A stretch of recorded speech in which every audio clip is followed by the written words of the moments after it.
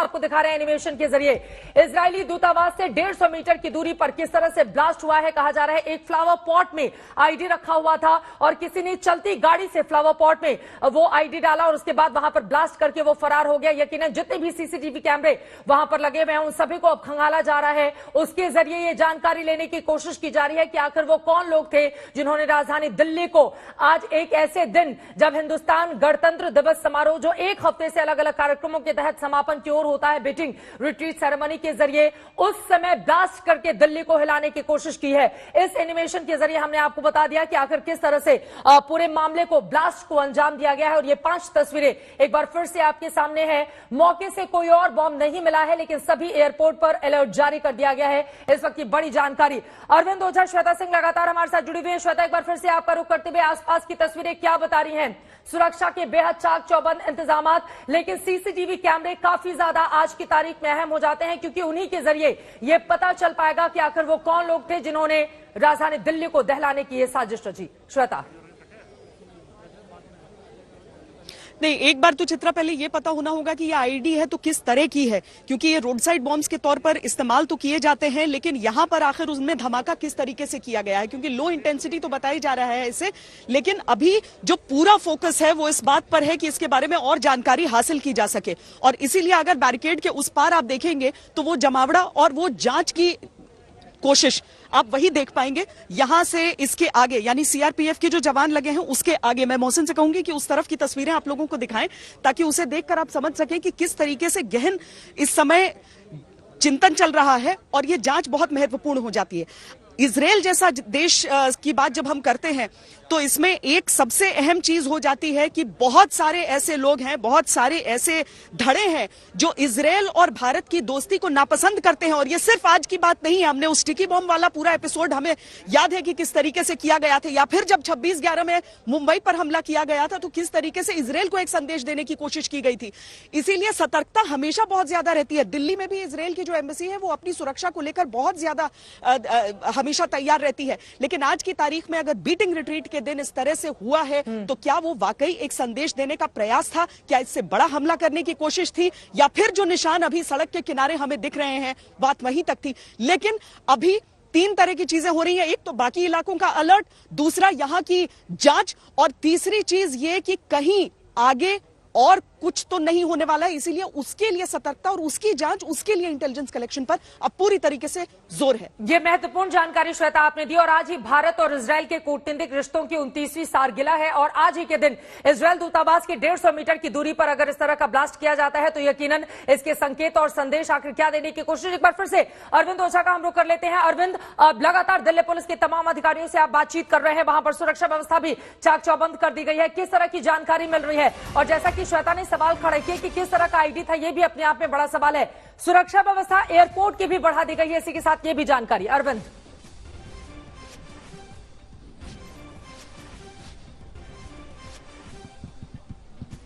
अरविंद मेरी आवाज मिल रही है आपको? चलिए अरविंद के पास हम चलेंगे, उनका फोन कट गया है। सीआईएसएफ ने सभी इमारतों की सुरक्षा बढ़ा दी गई है, खासतौर से एयरपोर्ट की सरकारी इमारतों की सुरक्षा व्यवस्था बढ़ा दी गई है। दिल्ली पुलिस सूत्रों के हवाले से यह बहुत बड़ी जानकारी निकलकर सामने आ रही है। झाड़ियों के पास रखा गया था विस्फोटक, एक ही आईडी रखा गया था, इस तरह की जानकारी मिल रही है। मौके से कोई और बम नहीं मिला है, लेकिन यकीनन सभी एयरपोर्ट पर अलर्ट जारी है। राजधानी दिल्ली के जितने भी संवेदनशील हिस्से हैं उन सभी जगहों पर सुरक्षा कड़ी कर दी गई है, क्योंकि एक जगह अगर इस तरह का कहीं ऐसा तो नहीं कि दहशतगर्दों की ओर से ये ट्रेलर दिखाया जा रहा हो और कहीं और बड़े ब्लास्ट की प्लानिंग को अंजाम देने की कोशिश की जा रही हो।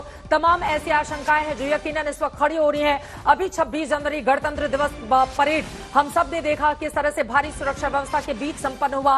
हालांकि दोपहर 12 बजे के बाद लाल किले से जो तस्वीरें सामने आई उसने सुरक्षा को लेकर बहुत सारे सवालों को भी जन्म दे दिया। अभी दिल्ली पुलिस उससे निपट ही रही थी, तब तक किस तरह की खबरें वो भी तब जब एक तरफ बीटिंग रिट्रीट सेरेमनी जिसमें प्रधानमंत्री, राष्ट्रपति, तमाम गणमान्य लोगों की मौजूदगी होती है और वहां से बिल्कुल पास 2 किलोमीटर से भी कम दूरी पर इस तरह के मामले को अंजाम दिया जाता है।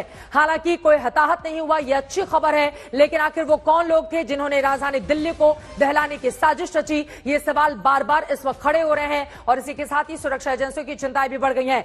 श्वेता का एक बार फिर से रुख कर लेते हैं। श्वेता, हमारे दर्शकों को वो लाइव तस्वीरें दिखाइए जो अपने आप में इस समय महत्वपूर्ण हो जाती है, लेकिन सिर्फ इजरायली दूतावास से 150 मीटर की दूरी पर ये जो ब्लास्ट हुआ है, अब इतना ही नहीं, चुनौतियां अब इसके साथ ही कहीं ज्यादा बढ़ जाती हैं। चाहे वो संसद भवन के आसपास का पूरा इलाका हम देखिए, राष्ट्रपति भवन के पास का इलाका, इंडिया गेट हो या राजधानी दिल्ली का जो दिल कहा जाता है कनॉट प्लेस हो, अब हर जगह सुरक्षा और ज्यादा मुस्तैद करनी होगी, क्योंकि अभी यहां पर तो कोई हताहत नहीं हुआ, एक लो इंटेंसिटी कम तीव्रता वाला ब्लास्ट किया गया, लेकिन ऐसा ना हो कि दहशतगर्द आगे कुछ और खतरनाक मंसूबा पाले बैठे हों। श्वेता, नहीं, वाकई योजना क्या थी सबकी, ये देखना होगा कि योजना क्या थी, क्या सोच कर आए थे सब, क्या यही थी कोशिश जो शुरुआती तरीके से जो दिल्ली पुलिस की तरफ से कहा गया कि कुछ मिस्टीरियस, कुछ उत्पाती तत्व ऐसे हो सकते हैं जिन्होंने ये धमाका किया, या फिर उससे कुछ बड़ा प्लान था जो नहीं हो पाया संभव। ये इन सवालों के जवाब जानने का ही प्रयास चल रहा है। ये एक हाई सिक्योरिटी जोन में आता है चित्रा, और जिस तरीके से अगर वाकई वो सड़क के किनारे रखे गमले में ये ब्लास्ट हुआ है और एक चलती गाड़ी से उस धमाके को ट्रिगर किया गया है, तो ये आगे जो सुरक्षा एजेंसियां हैं उन्हें अपनी माफी के साथ आपको रोक रही हूं। अरविंद, ये जो गाड़ी गुजरी है ये किसकी गाड़ी है और क्या जानकारी दिल्ली पुलिस के सूत्रों के हवाले से आपको मिल रही है अरविंद?